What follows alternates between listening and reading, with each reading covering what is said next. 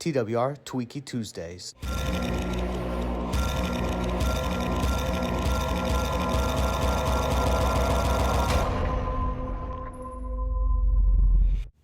Before we get started, I want to remind you to register today for our next class, How to Use Economics and Fundamentals to Destroy the Market.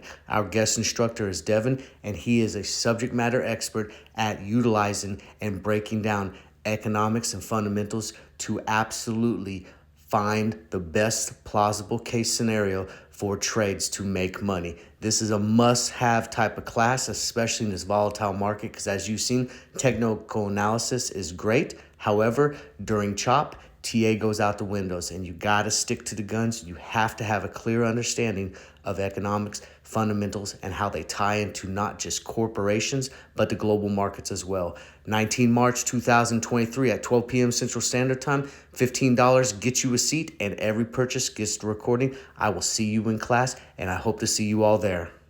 How's TWR doing thus far?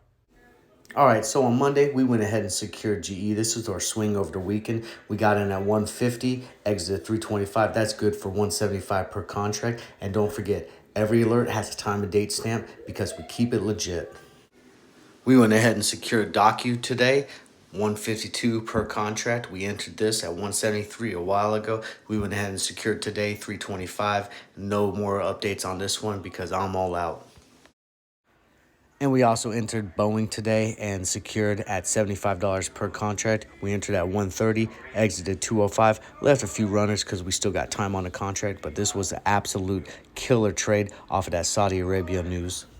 $100 to $1,000 per day is possible when you're a TWR market warrior. So quit wasting money. That's not making money. Join TWR. The links are in the description. What's hot and what's not? It was definitely a tough market, man. The market took off like a rocket, and then we got news of that Russian shooting down one of our drones, and the market took a tumble. And then at the last part in Power Hour, man, the market came roaring back. So all three of the big ones ended up in the green. And here's your futures, and we got a lot of green on there, speckled with some red. Definitely, we use this as a glimpse into what could be, and definitely not set in stone. So we utilize it to make a plan, so we have a strategy when we attack the market at that bell tomorrow.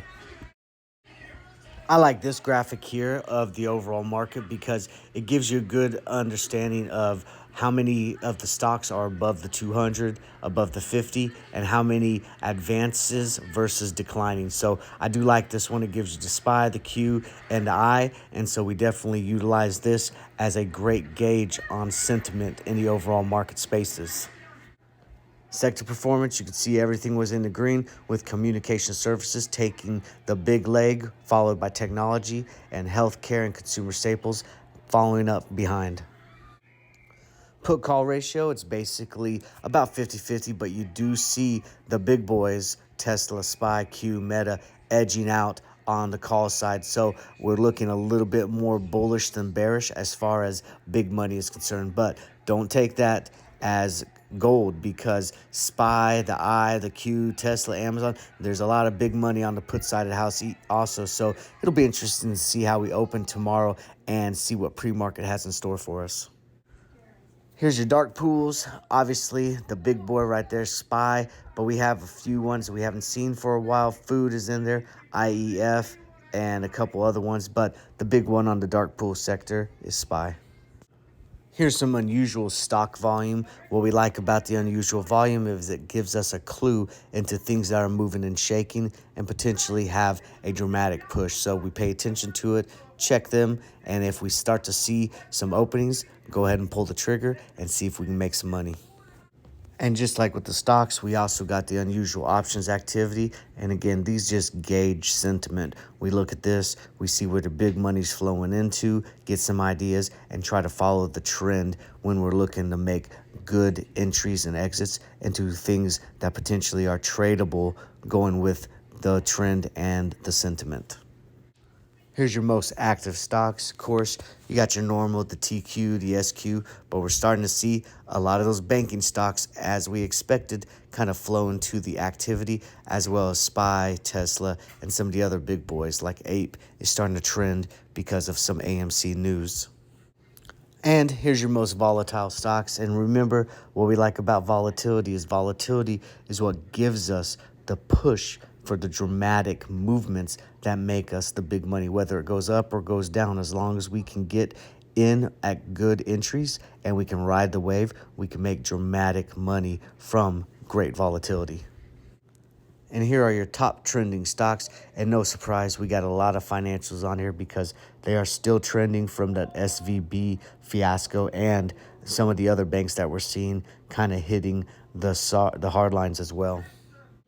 All right, let's get into some news, right? No surprise, top news, SVB collapse makes it impossible to say what stocks are worth as the bond market explodes, and analysts are having very big troubles determining what fair valuation is for a bunch of different type of sectors. And then on that news, right, we have Carl Icahn talking about it. And just in case you don't know who this guy is, when he talks, people listen, okay? He is an old school dude who's made a fortune, and when he talks, Wall Street likes to listen. And he's talking about the median household is basically nothing, and that there's some serious economic problems. And if you listen to his interview on CNBC, he went on in length about his proxy fight with aluminum, but he was breaking it down about the economy and saying how we've been misguided and mishandled by corporate America managers and also some Fed managers as well. So it'd be interesting to see how this plays out and to see if he's onto something or if it's just kind of speculative.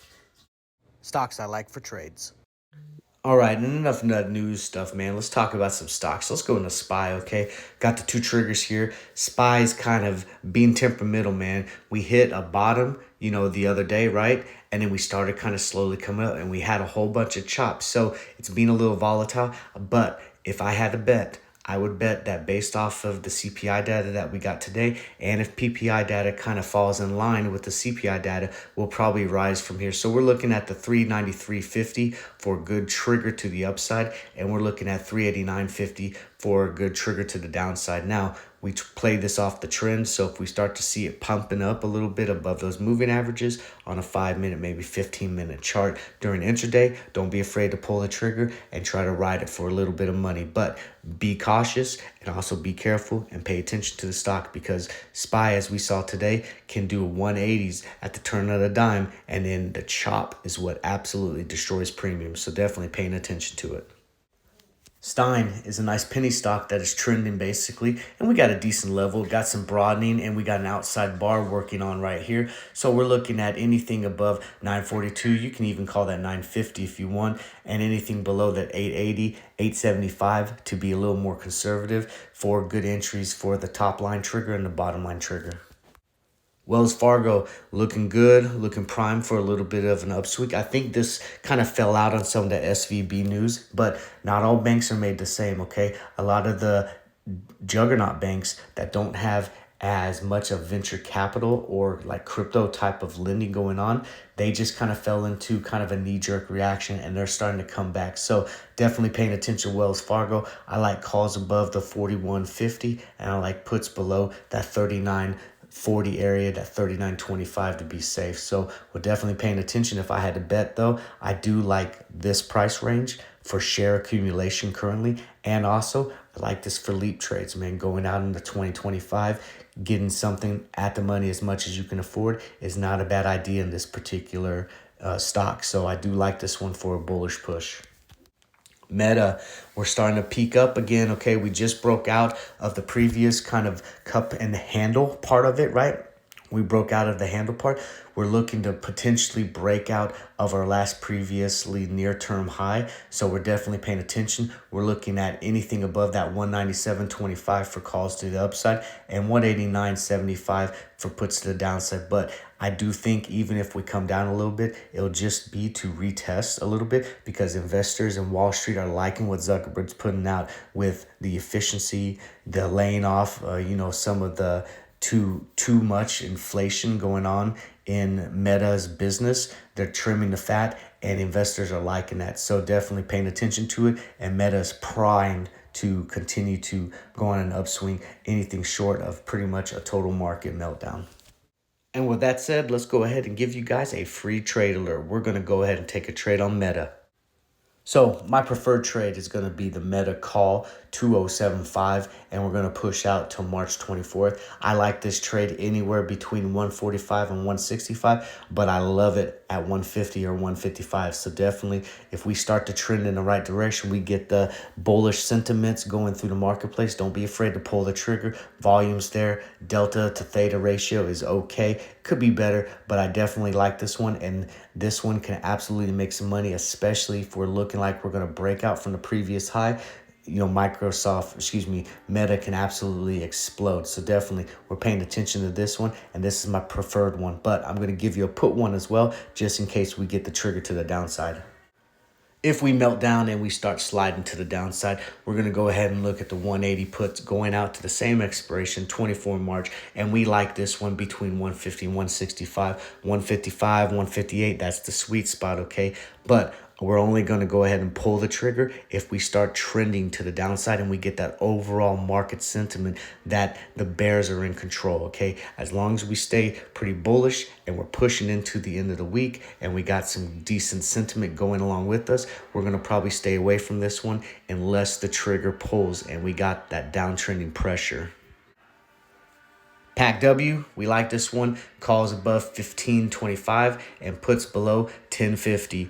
This is another one of those suffering from the banking thing, but this one has got some pretty decent fundamentals and is pretty popular. They're kind of being dubbed as, you know, pretty much one of those guys that just got a bad knee-jerk reaction from the overall SVB thing. So we'll look for this to bounce a little bit, seeing if we can hold this level and push towards. But again, we utilize the triggers as a great opportunity. If we start triggering, we know that that particular trend is in power, and we can go ahead and hop into some swing trades with a little bit more confidence than if we just played off of momentum alone.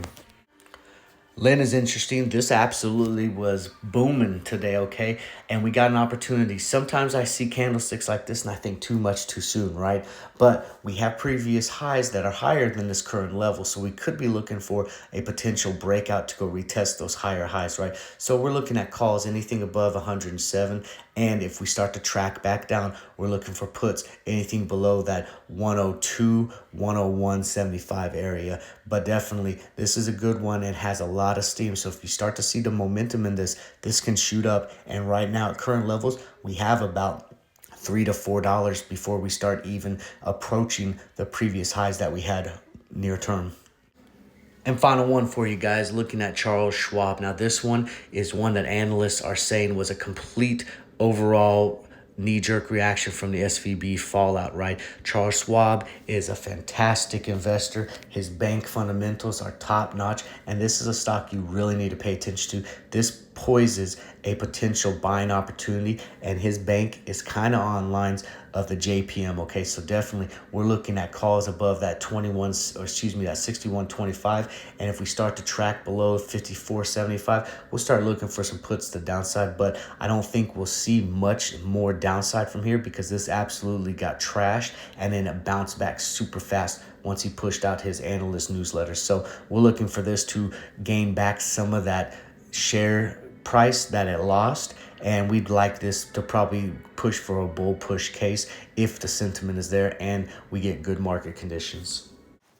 Don't forget, register today, traderswarroom.com/upcoming classes for our next class, how to use economics and fundamentals to destroy the marketplace, 19 March at 12 p.m. Central Standard Time. $15 gets you a seat and everybody gets the recording. I'll see you there.